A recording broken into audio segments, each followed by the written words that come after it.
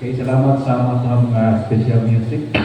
Mayong mainitong kabuntagon, kanatong tanan. No? So, dalay ko ng Ginoo no, sa kahapon, especially, nga nakahimo kita baptismal service, doon ay 5 ka kalag na migsunod sa bautismo. No? O salamat sa church sa inyo nga pagtambayayon, no, nga nangadto kita. O sa mga nagpagamit po sa ilang mga salakyan, no, aron nga na masakyan as service pa ingon o pagpauli. So, dalay ko Ginoo sa mga answered prayer. O next Sunday, mo na atong church 24th anniversary, no? So, hangyo na itong tanan, mag-meeting ng pagkatiyot karon na di ko magsimpa, atong i-finalize ang atong i-prepara, aron nga mangin-upside, no, atong preparasyon. O, ipahibalo na ko daan nga alas 2 sa hapon sa Domingo ang atong service mag-start. O ang atong kita, mga church people, much better na 1:45 na namo dinhi o kung kaha 1:30 mas labing maayo, no? Aron maka-start ta on time. Okay? Unya sa mga kaigsuonan dili man tanan gyud maka dala tungod sa kawalan kung tingali ang uban. So ayaw ko kabalaka kung bisag wa mo dala. Atin gihapon mo, no? Ang uban mo yung di lang kumatin yung dala, no? Ayaw na kay gani so far sa atong mga preparations, sobrang magyud kasagaran ang atong sa grasya sa Ginoo, no? Sobrang man ang mga naanda. Mas maayo po maka-invite ka mo, no? Mga higala, mga pwede na ito masiran kay kanaka time nabot tayo gospel presentation, no? Aron po na sila kahigayunan ng inyong mga higala, acquaintance, family members nga makapati sa Word of God, labi na sa ilang kaluwasan. So karon kita maglangay alang sa atong mensahe tungod kay napud tayo communion, no? Karon, no? So 2 Peter chapter 2, sugod kita sa verse 4 mga igsoon. Unya supposed to be kutob sa verse 11 pero conforme lang niya sa atong ang oras lang atong agaron kung mahumanta kurong sa lang na verse, so diha ang takutob depende sa oras. Okay? So sa dili pa ta makapadayon, no, mag-ampok sa ta. Father God in heaven, we thank you Lord sa time together na makahalag kami og pagsimba diha kanimo Dios. Andam kami mamati Lord sa imong mga mensahe alang sa matag usa. Among ginaampo Father God nga ang imong Espiritu Santo siya na usab ang magatudlo kanamo dinhi sa mga kamatuoran. Ginoo, panalangin Lord na imong pulong ug panalangin sa ang matag sa Ginoo sa among pagpamati nga madawat kini ug among maaplika sa kinabuhi namo sa ingon nga ang among mga mabuhat mao lamang ang lipay makapasidugog sa imong ngalan sa Dios. Kami nagapanugyan in Jesus name. Amen. So last Sunday ginisgutan nato no nga nagsugod dito si Pedro regarding sa dunay mga false prophets and false teachers and so on. So ana gayud kana sa time pa nila sa Old Testament, sa time sa New Testament, no, sa first century Christians o hangtod mga igsoon mabalik ang Ginoo na agyapon na sila ang mga false teachers ug ang mga false prophets. Mo ni mga tawo nagpailang nga mga alagad sila sa Dios, pero ang ilang mga ginapangtudlo, ginapangwali, lahi ang ilang intention, mga personal gain ang mga tuyuan mga igsoon. So karon sa atong mensahe padayon gihapon ni ana, no? So giluhan nato atong mensahe karon God's justice and the faith of the ungodly. So ang Diyos mga igsoon nato, Diyos siya sa hustisya, nagasilot siya, no? O kining mga ungodly, no, mga apil na itong mga false teachers and false prophets o ang mga tao na dili or wala na sunod sa Diyos. So doon lang tayo makatuhan. Number 1, the certainty of divine judgment, no? Sigurado tayo mga igsoon na ang Diyos mo pusilot. And then number 2, the preservation of the righteous. Before si Lord maghatag og pagsilot mga igsoon, iyang gina-preserve ang mga katauhan niya, no, ang mga matarong.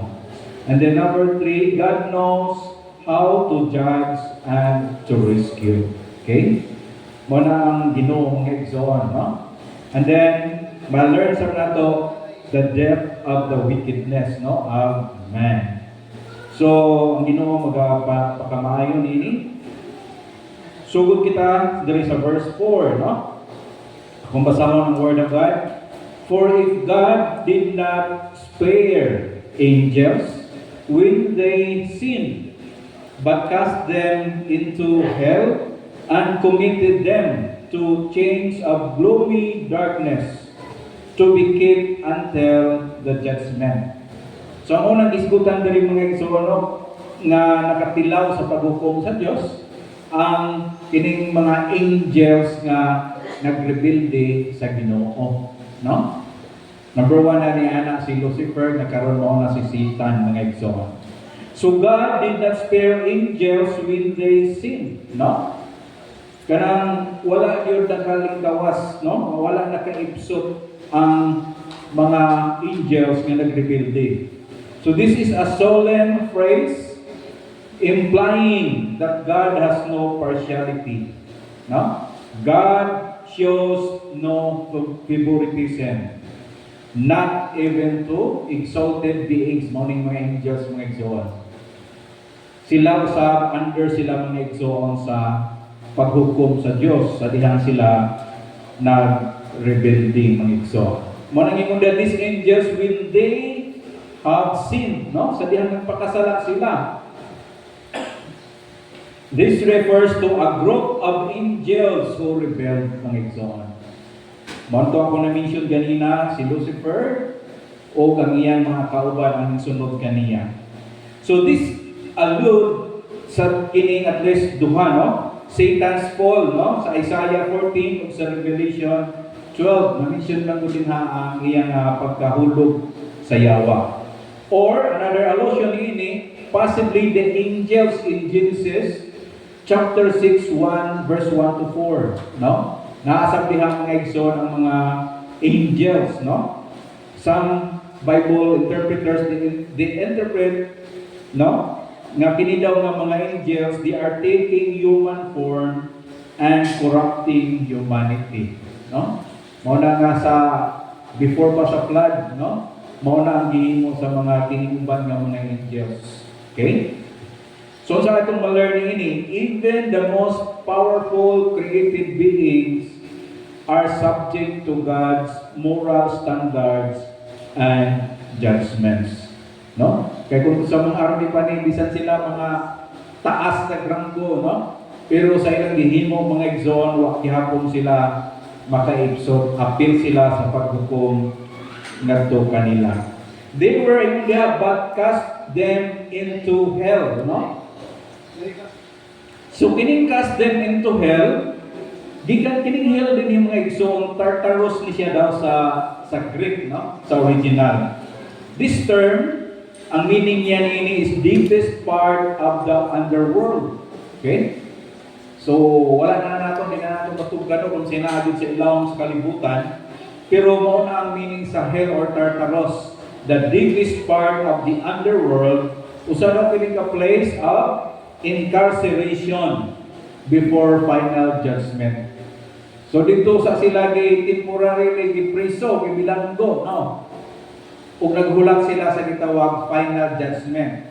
Kay sa Revelation mga igsoon, ilabay man sila dito sa linaw nga kalayo, no? Nagiandam sa Ginoo nga final abode, no? Destiny sa mga kaaway sa Dios, the angels, even the human beings nga nagabatok sa Ginoo. So mga igsoon, their punishment, no, kining mga angels is not symbolic, but real and severe. This shows God's absolute authority over all realms, no? Bisan sa physical and sa spiritual. Kaya mga angels, they are spiritual beings. Pero sa Bible, i-mention yun nga sila mga igsoon, no? Powerful beings. Mao na nga makita nato, no, ang authority sa Ginoo, not only sa physical world, but including sa mga invisible, including sa kining mga angels. Padayon ang verse na gingon, and committed them, no? Kini daw sila sa kuno, they were committed to change of gloomy darkness, no? So this describes a state of confinement and despair. Isa may ganahan na may bilanggo, no? Mao ni ang ilang gidangatan. This emphasizes both the restraint and alienation from God's light. Sa prisuhan ay natawag na Bartolina, no? Nga sa diin katong mga nagapasaway o dakog sala usahay ngadto ibutan sa Bartolina. So matod pa sa mga Noverda o kanang Bartolina mao nang lisod-lisod nga sitwasyon sa mga piniriso kay very gamay ra ang area unya higit dili ka freely makalihok-lihok no nya you are deprived of light. So lisod kayo mga igsoon mao ni ang ilang nga sitwasyon no tungod sa wickedness nga ilang gihimo no una by rebellion against God and what they did to humanity in times mga igsoon sa times nila ni Noah, di ba? How they corrupted the human beings. So sa atong ma-learning ini, no? Sin leads to bondage, even for angels mga igsoon. So darkness represents separation from divine presence and hope. Mao ilang gidangatan, no? Gipriso o gibutang sa kangit-ngit. Tungod sa hinungdan, tungod sa pagpakasala. Yun ang mga igsoon, ang pagpakasala na yun siya kabayaran, no? Kung tanawan po nato gikan sa Genesis, paingon sa New Testament, the wages of sin is death, no? Ang pagbuhat og sala na yun ay kabayaran mga igsoon. O kining mga angels nga ni mao na ang suffer sila. O padayon ang verse nga gingon, no? Ingon dito ganina nga they are in chains of gloomy darkness. Okay? O sa isang 5 to be kept until the judgment. So dira lang sa sila, no? Magulat sila sa final judgment. This indicates that the punishment nila is ongoing but not yet final. No? So wa pa ganito final judgment mga igsoon kay gi-confine lang sila to temporarily pero wa na naglisod na sila sa ilang sitwasyon. So kining until the judgment. So this refers to the great white throne judgment sa Revelation 20 where all beings, no? Na great white throne judgment isgutan sa Bible. Nga sa diin all beings, the angels and humans will face God. Yahuman niya ang mga igsoon, mo na ang final destiny, no, ilabay na dito sa linaw nga kalayo. So, judgment, usahay mo yung is delayed, pero mao ni but certain. No? God's timing mga igsoon is perfect. Mao na si Lord, no? Usahay magtanaw kita nga naman nga kung ang Diyos matarong, Diyos solstisya nga wala siya nagasilot dayon. Mga igsoon si Lord, no? Sa ang kinaya sa good ni Lord, long suffering, no? Taas kayo iyang paghatag ng kahilingan sa mga nagpakasala na sila maghinulsol, no? O mo na si Lord. Pero katong dili gyud mo ba mo, no? Usab mao gyud ilang dangatan ang paghukom. So, regarding the rebellion of these angels, no? For example, mga igsoon, a group of elite security, no? Security officers, mga elite sila, who were handpicked to guard the most important facility. Oh, di ba? Doon ay mga ingon niya na. For example, bantayan nila sa treasure or VIP ng mga tao, no? Pero ang nahitabo, they turned against their orders and tried to take over. Nanon sa pag-aunsahan, no? Ilang giunay. Kaya ang nag-hire nila, ang ilang bantayan, sila naman hinoon ang nag-traidor, no? So despite their high rank, sa nahitabo, they were arrested and locked in a high security prison awaiting trial. Huwag mo na itong isgutan ka ng mga igsoon. Usap na yung mga angels, no? Tungod kay taasan lang posisyon, gitagaan sila sa Ginoo niya ng atahas, pero baliktad sila, no? Gikontra noon sila sa Ginoo. So, sa ito ma-learn. So, if God judge even the angels, yes, they are powerful, high-ranking beings, mga igsoon, no one is above justice. No? Mo lang si Lord. Okay? So, palayan kita sa verse 5. If God did not spare, ikaduhaning example, God did not spare the ancient world, but preserved Noah, no? A herald of righteousness, with 7 others, when he brought a flood upon the world of the ungodly. So, na-mention na sa din ang example, unang angels nga nag-rebelde, they are judged by God. Karon na po katong mga tao sa ancient world, no, sa time ni Noah nga nag-disobey sa Ginoo. Ingon diha, he did not spare the ancient world, mga igsoon. Mauning the pre-flood humanity, no, sa time ni Noah. Sa walang pamingabot ang universal flood, mga igsoon.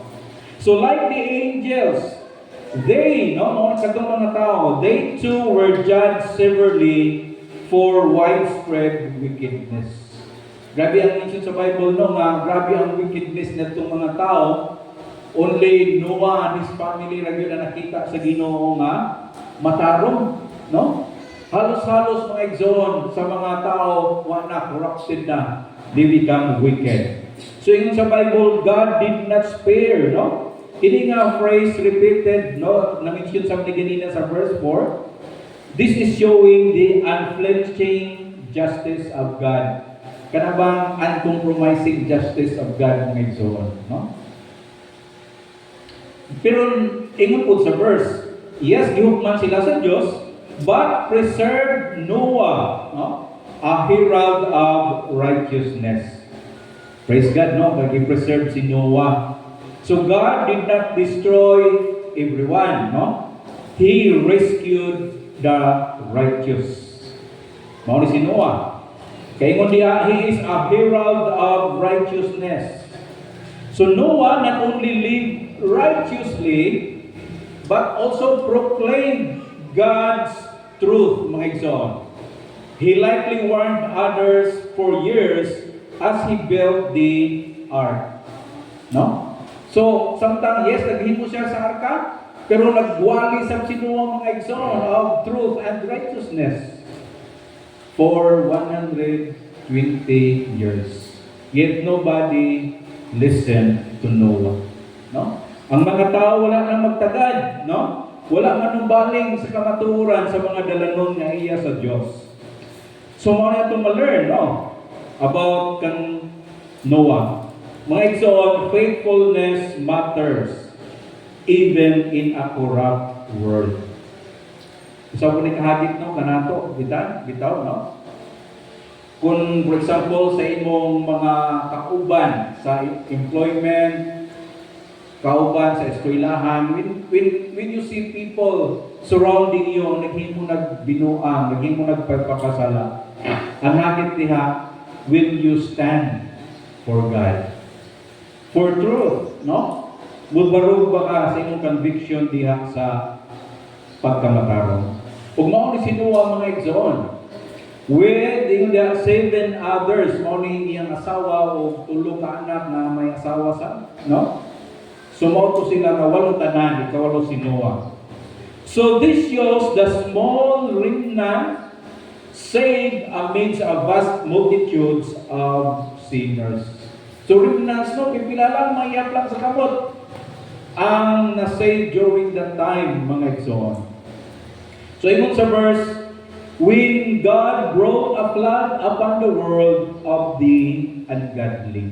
Okay? So mauna diha, no? God actively sent the flood. It was not a natural disaster, but divine judgment. Okay? Kaya ingon diha, kini kalibutan, nahimong kalibutan nga dili Diyos nun, no? Mo nang ingon. So humanity had become utterly corrupt, violent, no, wicked na tayong mga tao, mga igsoon. As recorded sa Genesis 6:11. No? Gihatagan sila sa Ginoong liwe, ilang katuig, more than a century. Pero no one repented, mga igsoon. Ang pamilya ni Noah, no, ang nadala niya diha sa arka, no? So sa itong ma-learn, God's wrath is not random, no? But aimed at persistent and willful wickedness. Mao gyud mga igsoon. Yes, ang Ginoo mapasensyahon, long suffering. Pero gitagaan niya kahigayunan ang tao na mag-change, no? Mag-repent, mag-usab sa iyang dalan. If you are living in sin, unya may ka simana, bulan na o katuig, mura it seems okay ra. Oy, ayaw pagpalimbong. Because kung sa mga igsoon, maora ba yun ay, paghukom gani sa Ginoo kalit na baya mo abot. No? Mao na nga ayaw usiki ang kaluoy sa Ginoo, ang pagpapasensyahon sa Ginoo, mga igsoon. So ingon ani, no, ang atong second example. The second example mao ni is the flood in Noah's time. God destroyed the ancient world due to its corruption. Yet He saved Noah, who is described as a preacher of righteousness, a man who lived faithfully and warned others. This shows that while God judges sin, He also delivers those who trust and obey Him. No? Naghukom siya sa mga makasala, pero sa mga righteous, gisifted po sila sa Ginoo, mga igsoon, si Noah o mga kauban.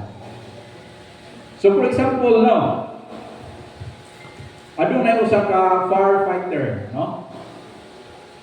Diba? Nadiha natay mga firefighter.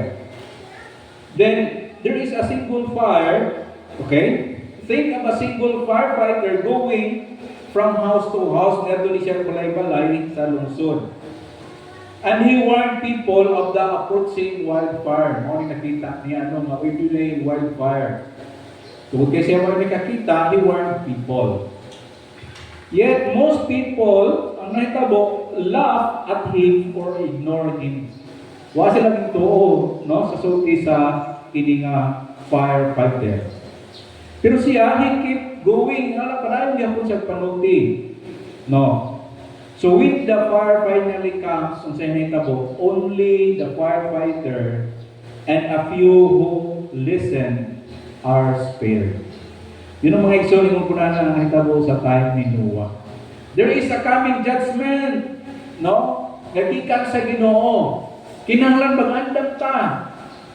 But people only laugh at Noah. No? Katawanan ra nila, bugal-bugalan ra niya si Noah. No? Dili sila mutuo. Pero pag-abot na sa judgment, asa na nilang pag-BIBI. Asa na nilang pagkagahit, mga igsoon. So nga itong ma-learn, Noah, yes, was a lone voice of truth in a corrupt world.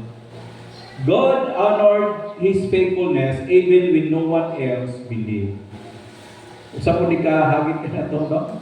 Nga mo lagi na, will you continue to stand for God, mga igsoon, even the surrounding is already corrupt? Okay? To stand in righteousness, in truth, mga igsoon. Sa side niya sa Ginoo, si Noah mauna siya, mga igsoon. Pato pa sa writer, Noah preached righteousness for 120 years. But only 8 people got on the ark.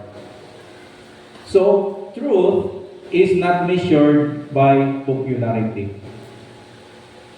Dala si Noah of truth. Ang mga wali, mga preaching niya, kamaturan to. Pero truth is not popular sa mga tao nga ungodly or mga wicked. Wala na sa ilay ganahan mga igsoon. Another quotation, the same water that destroyed the world lifted the ark. So judgment and salvation often ride the same way. Grabe, no? Ang ulan, ang flood, mautoy nakapatay sa mga ungodly, the wicked, the corrupt people. Pero ang water sa mga exon, mautoy nagpa-float, no? Nagpalutaw sa arka ni Noah aron masalbar sila mga exon. Inguna na si Lord doon na siya mga pamaagi, no? In times of judgment, He also saved His people. Muna mga exon nga kita nagatuo, no? Kay di propesya man sa Bible nga moabot ang tuman nga 7 years tribulation sa kalibutan where God punished, no, the ungodliness of people. Unya napaman ang mga Christian unsa man sa Ginoo aron ma-safety sila. Mao nang nagtukita sa gitawag rapture mga igsoon. Kaya ang rapture mao ang pagkuha sa mga believers before mahulog ang judgment sa pagsilot sa kalibutan mga igsoon, no? So salamat sa Ginoo nga naay mga plano si Lord usab alang sa mga katawhan niya nga mga maayo nga plano, no, nga dili ta maapil mahitong pawak sa pagsilot unya sa mga tao nga nag-disobey sa Ginoo. Mapadayon kita sa bersikulo 6. If by turning the cities of Sodom and Gomorrah, mo ni katulong example no nga si Lord mo judge. Unang angels, ikaduha the people in times of Noah. Karon kining cities of Sodom and Gomorrah, no? Ingon diha, He turned them to ashes. He condemned them to extinction, making them an example of what is going to happen to the ungodly. No? So gilimahin kita mga igsoon ni cities of Sodom and Gomorrah. Ingon diha, they are turned to ashes. Gihimo siya abo, no? Kay gisulog mo ni sa Ginoo. This is a vivid image of total destruction by fire. Recorded ni sa Genesis 19. It is not just punishment mga igsoon. It is obliteration. Grabe, ha? Obliterate. Nahimog yun sila totally. Nahimog yun sila napapas mga igsoon. So these cities were known for their extreme immorality. Kining Sodom and Gomorrah, particularly sexual sin and social justice. No? Asa ganina mga igsoon, abot ang panahon nga grabe ng talamak sa pagpakasala sa tao. Almost all people ang salatan nila okay ra. No? Mao nang delikado mga igsoon. Padulong na kanang society into judgment, no? Kaya Ginoo mga igsoon magahukom siya sa wickedness. Mao nang ingon sa verse, He condemned them to extinction, no? So God executed judgment and ensured that nothing remained. Oh, wag yun nabilin. Unsay mga katuyuan niini. So it wasn't only punishment katong yes, they are turned into ashes, no? Mga igsoon, it was also a warning. Warning sa dito, dili lang ito nga nagpanis lang si Lord. But also a warning, no? So the cities become a symbol of ultimate judgment. No? Para basa sa kung kanto illustration, for example, ang ginikanan. Baka tilaw na gani ang bata o grabe nga bunal sa iyang ginikanan. No? Usa ka na pagka-warning sa iyang maigsoon. Kung inani mo, ako magpasaway mo, dili mo musunod, mo sa inyong dangatan. Grabe nga pagbunal. Yun ang mga igsoon ng Ginoo, gipakitaan niya ang creation, no? Naa ang iyang judgment. The angels who rebelled, the people in times of Noah who committed ungodliness and wickedness, unya kining cities of Sodom and Gomorrah. No? Mo nang their destruction, no? Mo nang gigamit nga word, an example, making them an example. So their destruction is not just historical. It is prophetic. So may ka-prophetic sample ra ni sa unaan mao gihapon ning mahitabo. It serves as a pattern for future judgment mga igsoon. Gipakitaan na sa Ginoo daan og sampol ang mga katawhan. So, ingon diha, this will happen to the ungodly. May ungodly mga igsoon sa kini ka general term. For those who reject God's authority and persist in sin. Di ba doon na yung mga tao ngayon ni Ana? Isgutan na yung Diyos, no? Mura sila mga allergy, katugon, walay interest. Pero mag-isgot ganing mga kahilayan, nabuhat sa pagpakasala, basta makagratify sa ilang flesh. Tingkang na dalungan, sigang mata, kay ganahan mo himok mga igsoon. These people are prepared, no? Sama sa pag-abutong niya sa paghukom. So, sa itong ma-learn so far, God's past actions reveal His future intentions. If He judged then, He will judge again, mga igsoon. So, mo ni dapat ang panaminan no sa creation sa mga binuhat sa Dios. So far mo ni atong ma-learn, Peter continues with the judgment of Sodom and Gomorrah, cities infamous for sexual immorality and violence. Their destruction by fire became a lasting example of divine wrath. This reinforces that God's judgment is not just past but also a warning of future consequences for the ungodly. So naanay preference sa past. Pero ingon sa pulong sa Ginoo, the future tanawa sa mausam na ang intention nga may tabo, no? Sa mga tao, no? Syudad nga magpalayo sa Ginoo. For example, mga igsoon, no, sa usa ka town, gibuhat siya doon sa dam. Di ba ang dam mo siya nagapugong sa tubig? So ang nahitabo, warnings come that the dam is cracking. No? Wala na nakakita ba may crack ang dam? So, but the townspeople mock the engineers. Isutian na sila nga, evacuate na mo, hawa na budiha kaya ang dam na ito nag-crack. So, kaya mamati ang mga tao, eventually the dam collapses. And what happened? No? The town is swept away, mga igsoon.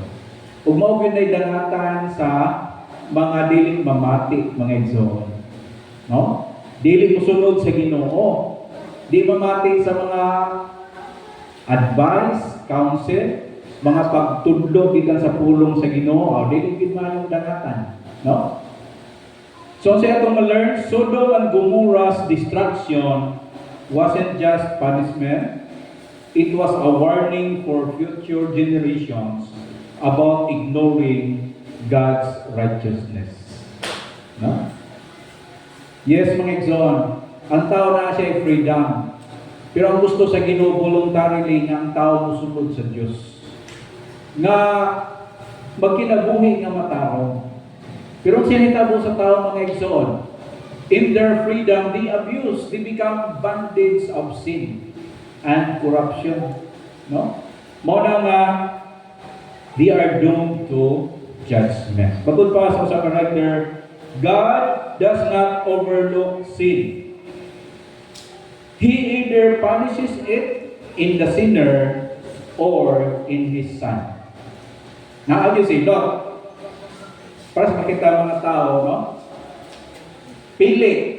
Nawatong ba din mong silot na gihin mo ni Jesus sa cross sa Calvary? Silot sa imong mga sala o ikaw ang mudawat sa silot? Because eventually, mga igsoong, God will not overlook sin. No? Musilot yun siya sa sala. Ang nakalindot lang sa Diyos, kaya ipadalahan niya Jesus Christ ngayong anak, aron niya maoy mo dawat sa silot. He died on the cross because of you and my sin. Mga igsoon. So, He took our punishment, si Jesus Christ. However, sa mga tao nga naiatraso sa Diyos, kunya wala sila Kristo, so definitely they will be punished of their sin. Sila ang mudawat sa silot, mga igsoon. Bato pa sa quotation, God's delay is not God's denial. Ayun na mga igsoon nga nagkinabuhi sa sala, nakaipsot sila, wala ko nadakpan, wala ko nasakti, wala ko na priso. Remember, God's delay is not God's denial. His justice may wait, but it never fails, mga igsoon. Dili yun na sipyat ang hustisya sa Ginoo. Let us proceed sa verse 7, 2 Peter 2:7. Ingon diha, regarding gihapon ni di ba Sodom at Gomorrah, kinsa dito ang anak sa Ginoo si Lot. Ingon diha ang sumpay sa verse. And if he rescued righteous Lot, greatly distressed by the sensual conduct of the wicked. No? Girescue niya ang matalo nga si Lot, mga igsoon. Sumalain ni verse, no? That yung word na rescue, a divine intervention, mga igsoon. Ala kang Lot. Lot didn't escape Sodom by chance. God actively delivered him. No? Kanindot ba sa Ginoo, no? Na, yes, si Lot, before niya gi-judge ang Sodom and Gomorrah, gipangitad pamaagi sa Ginoo nga si Lot intentionally ma-rescue kini before ipahamtang ang silot, mga igsoon. Ug ingon diha, and if God, no, He, mao ni sila, the righteous one. So this may surprise, mga igsoon, for some readers, bisan sa mga Bible commentaries. Nga naman, considering Lot's compromise choices. Kaya kung may Kristohano nga buutan, Diyos nun, si Lot, mga igsoon, siya mga kompromiso sa kalibutan, no? He chose to live in Sodom, offering his daughters to the mob. Di ba kato i-rescue na siya sa katong angels? Nagpalangay-langay siya, no? Bilibutan mo siya mga mob sa Sodom, no? Ugon niya, kay makiksex tong mga mob na to sa bisita ng mga angels. Ingon nila, ayun nila naghimuha diya akong mga anak na babae. Grabe, no, ang compromise na gihimo nila, mga igsoon. Pero sa masulti ni Pedro, sining nga verse, yet Peter emphasizes, no, that despite moral failure ni Lot, mga igsoon, no, Lot had a redeemed heart and faith, mga igsoon, shown by his inner distress at the evil around him. Dili magyud sa ingon ni anak spiritually mature si Lot, ng igsoon. Siguro nadala siya sa mga kalibutanon nga mga binuhatan, no? Moral lapses niya. Pero how do we know nga matarong si Lot, ng igsoon, no? Ang ato sa ma-learn, righteousness in the Bible, ng igsoon, is often about faith and relationship with God, not moral perfection. No? Kita mo yung nagdawa ni Jesus Christ nga atong Savior. But we are not morally perfect. Pero ang righteousness na gisigutan sa Bible, mga igsoon, your relationship with God, ang imong relasyon sa Ginoo, no? Ang imong pagsalig diha kaniya, ug mao ni mga igsoon si Lot, no? Kaya ingon sa verse, he was greatly distressed by the sensual conduct of the wicked. So sila sa Sodom and Gomorrah, nakita siya sa binuhatan sa mga tao. Is he happy? Nagmalipayon ba siya sa iya nakita sa palibot nga nagkinabuhi na sa ungodliness, corrupt na ang palibot? Ingon diha, he is greatly distressed. No? Gikan kini sa Greek nga kataponeo, meaning he is worn down or deeply tormented, mga igsoon. Sa sulod ba nila, nag-uul siyang maayo sa nakita niya sa palibot, mga igsoon. No, iyang ikaguol ang moral decline sa palibot. So Lot's reaction was not mild, mga igsoon. Gani sa Bible, he was overwhelmed and grieved. No? Grabe ang iyang kaguol ni anak, mga igsoon. Papo na mabala nato bitaw nga sa mga katawhan sa Ginoo. Ang ato bitaw mabalagi na itong anak punta sa Ginoo kanang ang ato bitaw pagbati sa mga binuhatan bitaw nga pagpakasala. no? Nga atong ginainda ba nga ginakaguol nato. Ug mao ni sila mga igsoon. Ang word diha no kanang sexual conduct sa mga tao. This refers primarily to the sexual immorality but also implies a lifestyle dominated by unrestrained passions. Mao nang kinaiya sa mga tao. Unrestrained passions. Meaning, kung sa imong gusto buhata, as long na makalipay nimo. Bahala na lang sa palibot as long it gratifies your desire. Di ba mo nang kinaiya sa mga tao? Wala na sila nagtanaw kung kana pagbuot pa sa Diyos, malipay ba ang Diyos niya ng binuhatan? Ang ina nang gitanaw kung kini makagratify ba sa desire sa ilang flesh. Makahatag ang pressure ngadto diha kanila. Mao na ang nahitabo sa Sodom ug Gomorrah mga igsoon. Ug ingon diha, no? The wicked, no gimension sa Bible nga kining mga tawhana, they are wicked. Kining wicked, this describes the people of Sodom as morally bankrupt and without reverence for God's law. No? So, ilan ang tamakan ang mga dalanon, mga kasubuan nga iya sa Diyos. Dili gyud sila niya mo ila. Ang ilang kaugalingon mao'y masunod, dili ang Diyos mga igsoon. Ug mao nang cities of Sodom and Gomorrah. So far, learn nato sa verse 7, God didn't only destroy, He also rescued mga igsoon. Lot is highlighted as righteous and distressed by the immoral behavior around him.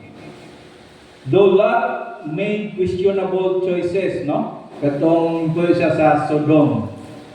He is commended mga igsoon sa man for his moral sensitivity and distress over wickedness. No? Mao na makita nato kaniya. Morning quality for true believers, no? Makita nato kanila. Kanang imong ikaguol ang sala. No? Imong ginadumilian ang sala. Nakita nimong binuhatan sa uban or bisan nagkabuhat kag sala, pero ikaw na nagakaguol nganong nahitabo na hibo kadto. So ang picture out sa ninato kining atong gisgutan, a person living in a house surrounded by a loud, vulgar, violent neighbors. Di ba doon yung nga environment? Labi na sa mga squatter, no? Ingon ana, every day they hear shouting, see destruction, and feel out of place. So lisod ka ayo, bombarded kayo na sa palibot, no? Gusto kang matog, na dito yung sininggitanay, na disco, na dito yung mga disordered ka pirmi, no? So ang saya itong ma-learn. Lot didn't enjoy the evil around him, mga igsoon. His heart was troubled, and that grief was a mark of his righteousness. Ilahanan mga igsoon, mga tarong sa mga tao. Wala niya ginakalipay ang binuhatan nga sala sa uban. But rather, iyan ginakaguol. No? Ginakaguol niya. Ngano naman niya kung nasa palibot na ako, akong community, di naman mo ila sa Diyos. Dili na musunod sa moral fixings. No? Nga iyang itundo sa Ginoo. Gikaguol na mga igsoon nila. No? So, dinita sa verse 8, magtapos tingali, no? Kaya wala tayo time. Ingon sa verse 8, for as that righteous man live among them day after day, no? Sila, no? He was tormenting his righteous soul over their lawless deeds that he saw and heard. No? Grabe sila mga igsoon, no? Again, din-mention na po nini nga verse, no? Sa ano? Righteous siya na tao nga ang iyang kaugalingon, no? Sa sulod niya, tormented tungod sa immorality. So makita nato ini nga verse, this verse elaborates on Lot's inner turmoil, no? His soul was in anguish because of the lawlessness surrounding him. It reveals that a true believer, cannot be comfortable in the midst of unrepentant wickedness and is grieved by sin in society. Hello. You are a Christian, praise God. Ang question mo ni, ang salang na binuhatan nga imong nakita sa imong atubangan, imo bang ginakalipayan or imong ginakaguulan? Nakita nimo, you are there, you are a witness. Kumusta ang imong response? Ginakaguol ba nimo ang nagbuhat niya? Or basig imong ginakalipay? Sila mga igsoon ginakaguol niya maayo. Sama daw kini sa usa ka sensitive musician, no? That might be tormented living next to a factory that produces constant mechanical noise. Di ba nakatesting mo na magtuon ka piano or guitar, but kung saan man ang palibot ni mo banha kayo. Umosap ni mga igsoon. Grabe yung pamati, imong kaguol, saan may na ko pag-practice kayo, dili badaa, panahagyo kaayo. In the same way, mga igsoon, Lot's soul was tormented by the noise of sin around him. No? Ginatorture, nasakitan siyang maayo, nga sa diin ang mga tao, ang salam, mauna ginabuha. So, siya kung ma-learn, true believers, unsa ko no, feel inner sorrow when surrounded by wickedness. They don't grow numb to sin. No? Ayaw pagpanad-anad sa sala, but rather mga igsoon, nagbati yung kagugol. No? Kung saan na kailangan nga, gibagog yung ka sa Ginoo. Kaysa una, wala ko ka sa Ginoo ang sala, atong ginagkalipay, di ba? Pero sa diyang nakakadiyan sa Ginoo, you learn now uy, dili gud maayo. Nagkakaguol na ka. Nakita ni mong sala, doon ay nagbuhat og sala ng igsoon. So karon as we close sa atong mensahe, no? Mao na nga mangutana pud ta sa atong kaugalingon, no? Nga kumusta ang atong kinabuhi? Ayhan o kaha, no? Only God knows. I hope na tanan kita open ang atong kinabuhi ba nga wa tay gitago sa Ginoo. O sa mata sa mga tao. Wa tay gitago. Kay ko doon na tayo mga inimuan na sala ng mga tinago mga igsoon. Yes, natago na sa tao kay pwede man nato mataguan. Pero sa mata sa Dios walay matago. Nakahibalo, nakakita si Lord. But this is a good reminder, no? Kini nga mensahe. God did not spare the angels, the people in times of Noah, and the cities of Sodom and Gomorrah. Naa si Lord mo pahamtang o paghukom. His justice may be delayed, but it's not denial. Moabot yun mga igsoon. So sa atong kinabuhi, duha nga itong mensahe mga igsoon. Denounce sin, praise God, no? Sa mga nag-denounce na sa ilang sala. Okay? O sa atong kinabuhi mga igsoon, sama nila, atong kong susiyon ang atong kaugalingon. Kumusta naman ang akong pagbati? Ang akong conviction about sin. No? Kaya ang tendency mga igsoon, basig manhid na ta. Dili na ta makafeel na ang sala-sala di ay kay gibuhat na sa tanan o gining mata o halos kada adlaw mo na atong makita o sahay makayong kita marag okay naman tingali na anad naman ko. Ayaw na. Because sila mga igsoon, ginakaguol niya ang iyang nakita na pagpakasala sa palibot niya. So kita ng mga Kristohano, no? Iyang purato sa Lord, tagay ko niya ng sensitivity. Nga I will stand to my conviction nga kinabuhi ko Lord nga matao nga dili magpadala sa sala ng mga binuhatan. After all mga igsoon, ang nagbuhat sa sala, wala gyud maayong ending. No? Ang silot yun, ang alam kanila. Ang Ginoo magapanalangin sa iyang mga pulong, mag-pray ta. Father in heaven, we thank you Lord sa mga reminder ni mo kanamo Father God. Dinhi sa imong pulong, ginatudloan nimo kami o Dios nga magtanaw sa mga panghitabo sa past nga naa ikaw Dios nga nagasilot sa sala. Yes, Lord, we know that you are our gracious Heavenly Father. So Lord, as we come before you with the hearts open wide, seeking your presence and your wisdom, your word remind us, Lord, of your power and justice. As you spared not the angels who sinned, but cast them down to hell, and delivered them into chains of darkness to be reserved for final judgment. Lord, we pray as your church that you guard us against the deceptive teaching and influence of this world. Strengthen our faith that we may stand firm in your truth and not be swayed by empty promises or fleeting pleasures. Grant us discernment, O God, to recognize and reject every form of ungodliness and immorality that seeks to infiltrate your holy sanctuary. Lord, as you preserved Noah, a preacher of righteousness, and delivered righteous Lot from the destruction of Sodom and Gomorrah, we ask for your protection over us. Shield us from the schemes of the evil one, and guide us in the paths of righteousness for your name's sake. Father, may your love and grace abound in our midst.